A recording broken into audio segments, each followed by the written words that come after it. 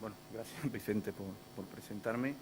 Bueno, os voy a explicar un poquito lo que nosotros consideramos la importancia que tiene el epitelio previo a la cirugía, la importancia que tiene después de la cirugía y cómo a través de procedimientos de cross-linking hiperacelerado podemos ver cómo se puede remoldear el epitelio y la importancia de tener una serie de conceptos claros para no equivocarnos.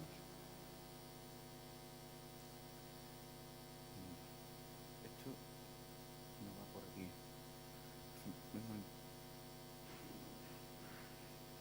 No, pero aquí es el monitor. Vale, ya está. Bueno, la importancia del epitelio. Es evidente que hay una cosa que es que el epitelio desprestigia al oftalmólogo. Es decir, tú puedes hacer una cirugía perfecta, una cirugía de catarata, una cirugía sobre córnea. Si tienes problemas del epitelio, vas a tener un paciente colgado continuamente y que va a hablar mal de ti porque el epitelio desprestigia al oftalmólogo. Crees que lo has hecho mal y eso es importante tenerlo en cuenta. ¿Cuál es la respuesta del epitelio a la cirugía? Esto es algo que es conocido. Nosotros sabemos que frente a un epitelio normal, cuando hacemos un post-LASIK miópico, hay un crecimiento del epitelio en la zona central, mientras que en los hipermetrópicos hay un crecimiento en la zona periférica. Es decir, cuando hacemos una ablación refractiva, el epitelio responde.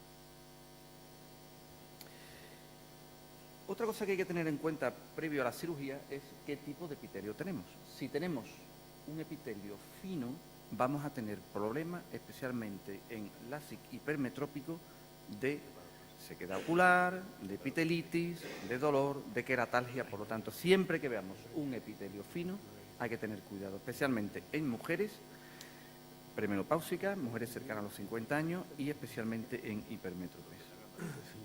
Hay que tener en cuenta también la importancia que tiene el epitelio en las hiperplasias epiteliales en los retoques. Es un paciente operado, que a lo mejor tiene un residuo, una regresión de 2 dioptrías, pero tiene un epitelio de 70 micras. No ha hecho una regresión, ha hecho una hiperplasia epitelial. Si a este paciente le hacemos una desepitelización... Fede, ¿por qué no nos dice con qué aparato estás midiendo el epitelio? Con el Octoview. Si a este paciente le pelamos el epitelio y le hacemos un -2, lo metemos en 2 dioptrías de hipermetropía. Esa es la importancia que tiene el conocer el epitelio previo a la cirugía. Lo mismo sabemos que cuando hay un adelgazamiento en la zona de los segmentos y el signo más incipiente de queratocono es el signo del donus en el epitelio. Hay ya estudios que dicen que aunque una topografía pueda parecer sospechosa, si el epitelio es normal, esa córnea es normal. El primer signo que va a aparecer es el signo del donus en el epitelio. También vemos cuando ponemos una lente intracorneal, como al poner una raindrop parece que hay un adelgazamiento epitelial. Cuando hacemos un intracor no hay afectación epitelial. Cuando ponemos un canra hay un adelgazamiento que coincide con la zona de la lente, y cuando ponemos un raindrop igual. Lo que no sabemos es si esto es real o si realmente puede ser un artefacto de la OCT. Lo cierto es que cuando retiramos la raindrop, rápidamente el epitelio se recupera.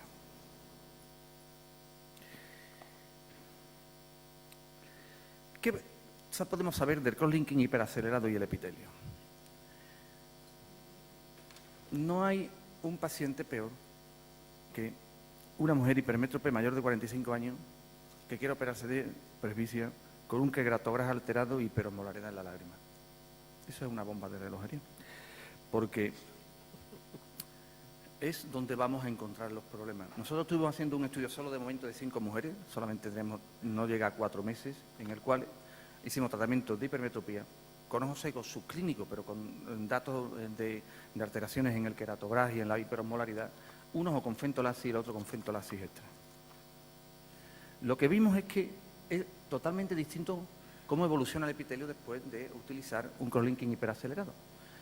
Cuando no utilizábamos el cross-linking hiperacelerado, el epitelio se recuperaba prácticamente sin ninguna alteración. Sin embargo, cuando utilizábamos un cross-linking hiperacelerado, el epitelio siempre había una disminución y luego un aumento. De tal forma porque la gráfica que coincidía de los casos era que cuando lo hacíamos sin extra, esta era la evolución del mapa epitelial, y cuando lo hacíamos con extra, esta era la evolución del mapa epitelial. Es decir, había una especie como de contracción del epitelio. No sabemos si era directamente por la contracción o si realmente era porque la propia radiación alteraba el epitelio. Lo cierto es que los pacientes que le habíamos hecho el fentolasis extra en pacientes ya con ojo seco subclínico tenían una evolución mucho mejor, no aparecían epitelitis, no aparecían queratitis, no aparecían alteraciones de queratalgia, y el paciente estaba mucho más confortable con el ojo que le habíamos hecho el cross-linking hiperacelerado que con el que no. No sabemos si puede existir un efecto placebo, pero realmente eso era lo que ocurría. Lo cierto es que, aunque no tenemos estudios de microscopía electrónica, lo cierto es que el doctor Rocha en Canadá sí hizo un estudio de cómo evolucionaba a través qué producía el cross-linking en trasplantes de córnea, y lo que sí veía que en todas las capas lo que había era una contracción de todo. O sea, se pegaba, es decir, el epitelio se pegaba a la Bowman, había una contracción del estroma y había mayores adherencias. Algo tendrá que ver.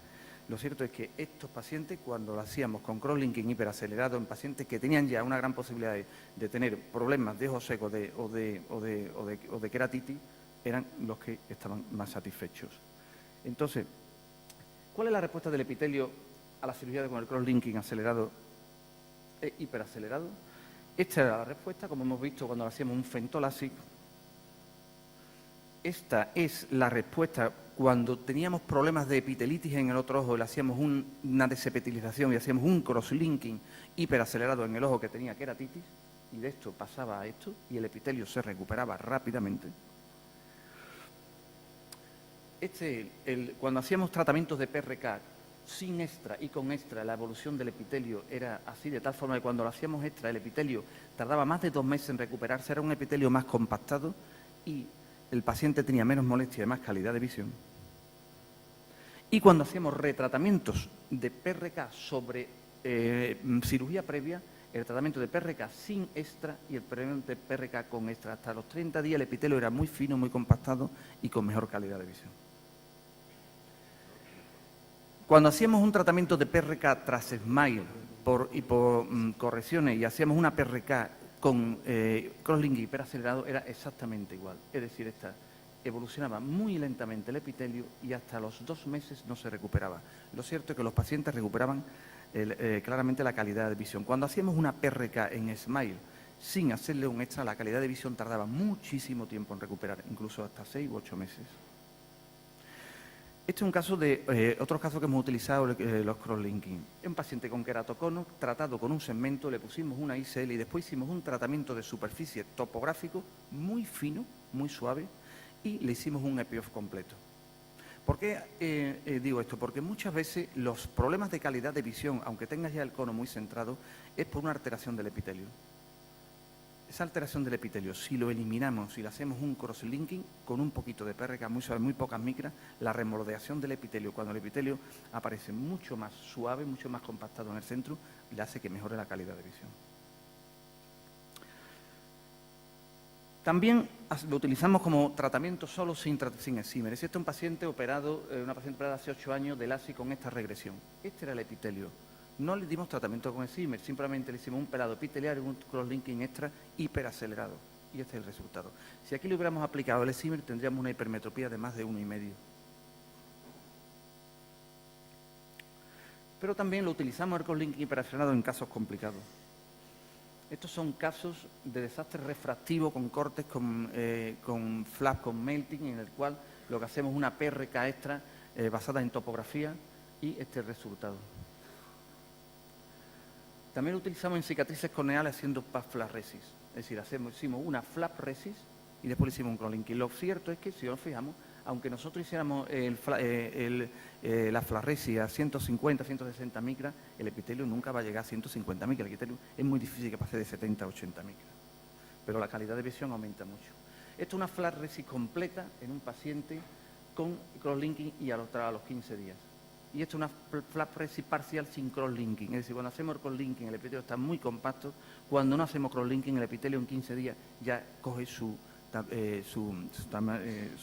tamaño, su grosor normal. Esto otro caso que utilizamos también en pacientes con un endocrecimiento epitelial, con una malísima calidad de visión, con un melting, con un orificio cerca del eje pupilar. Lo que hicimos fue levantar el FLAC, limpiamos, hacemos una desepitelización y después un cross-linking hiperacelerado. Y este es el resultado final. Y esta es la diferencia entre un epitelio y otro epitelio. También pacientes con úlceras residuantes, queratalgia y quistes epiteliales de más de 6 meses de evolución. Luego hicimos una desepitelización más cross-linking hiperacelerado y cambio de visiones de 0,2 a 0,8 difícil con una recuperación del epitelio. Esto es todo lo que hacemos y todas estas son las posibilidades que se tienen de utilizar combinaciones de cirugía refractiva con cross-linking hiperacelerado. Y yo tengo que decir aquí que evidentemente el estudio del epitelio es algo que tenemos que tener muy en cuenta, porque fue cuando yo al primero que escuché hablar de esto fue al doctor Cadarsu, y fue como caerte del caballo y ver que efectivamente muchas de las cosas que nos pasaban, cosas que no entendíamos, cosas que el paciente no nos quería transmitir, pero no éramos capaces de entender, era precisamente por las alteraciones del epitelio. De igual forma que lo próximo que va a venir es la estereosis. Todo lo que va a venir a partir de ahora es el estudio de la estereosis. Tan importante como ha sido lo del epitelio va a ser el estudio de la estereosis. Hoy en día, si no le damos la importancia real que tiene un estudio de estereosis, especialmente en tratamientos de presbilasis, no vamos a tener éxito ninguno. Es mucho más importante el estudio preoperatorio que la habilidad quirúrgica. Eso es lo que quería transmitir. Muy bien, gracias, Federico. Bueno, vamos